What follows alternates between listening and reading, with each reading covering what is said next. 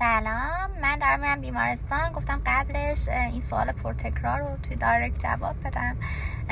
یکی در مورد این هستش که دوستانی که آندرگرجویت هستن از من در مورد رشته رادیولوژی میپرسن و سوال دومم کسانی هستن که تازه کنکور دادن میخوان انتخاب رشته کنن و در کل راجع به دامپزشکی میپرسن.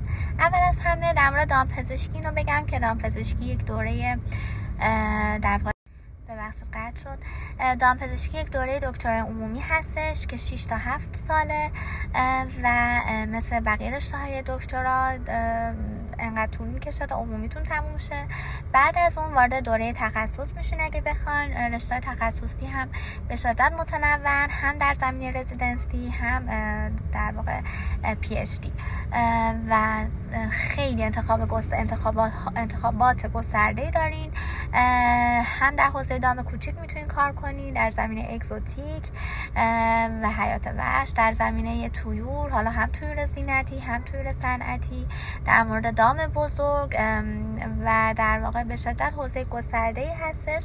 علاوه بر این حتی میتونید در زمینه‌های در واقع علوم پایه به شدت فعالیت‌های موفقیت آمیزی داشته باشید و کار تحقیقاتی.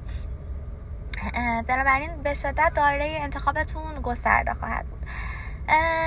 در مورد خود در واقع حوزه دام کوچیک که من خودم فعالیت دارم بیشتر میتونم کمک کنم بهتون و به نظر خودم از دید من همیشه میگم که به نظرم دام کوچیک مقدار شبیه به پزشکی اطفاله، چون حتی بیماریاشون هم مقدار شبیه، خودشون هم همینطور.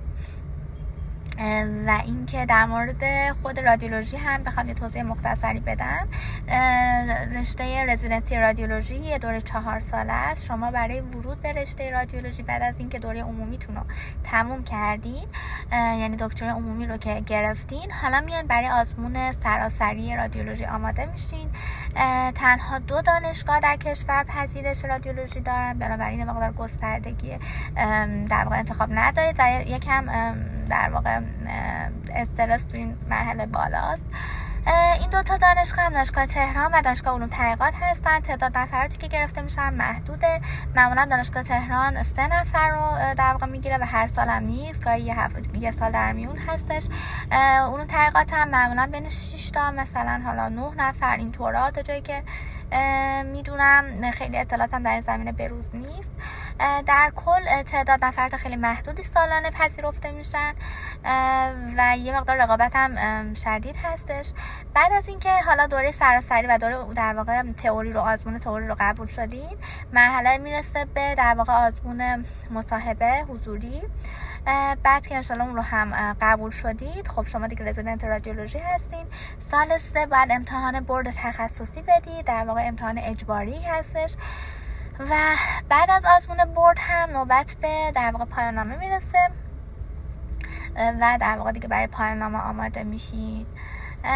و خود رشته رادیولوژی رشته هستش که نه کاملا پاراکلینیک هستش و نه کاملا بالینی، یه چیزی مابین هستش. شما هم باید ارتباط گرفتن با صاحب حیوان رو دوست داشته باشید، هم باید کار تئوری رو و دروس تئوری رو خیلی خوب توش قوی باشید. خیلی باید باسواد باشید، واقعا باید زیاد درس بخونید، چون به عنوان یه گاید توی درمان در واقع نقش دارید و خطای شما واقعا خطای بزرگی خواهد بود. و اینکه درآمد خوب و مقبولی داره و ساعت کاری خوبی داره. شما توی انتخاب ساعت کاریتون در واقع انتخاب بیشتری دارین، یعنی در واقع میتونید بیشتر تصمیم بگیرید و معمولا حالا شیفت‌های بعد از ظهر هستن اغلب جاها، حالا مگر بیمارستان بزرگتر که تایم‌های بیشتری رو باید پوشش بدید. و اینکه جزو رشته های حساب میشه که با پرستیژ هستش، رشته شیکی هستش و در واقع شاید خیلی کار فیزیکی آنچنانی انجام ندید، ولی خب به هر حال چالش دارید با حیوان. در واقع کیس گاهی با شما بد اخلاقی میکنه، گاهی بد رفتاری میکنه تو پوزیشن دهی، توی سونوگرافی و واقعا باید همه اینا رو با عشق انجام بدید. فکر کنم همه چیز رو گفتم. باز اگه که سوالی بود به هم بگید لطفا تو دایرکت، حتما سعی میکنم که جواب بدم. با آرزوی موفقیت.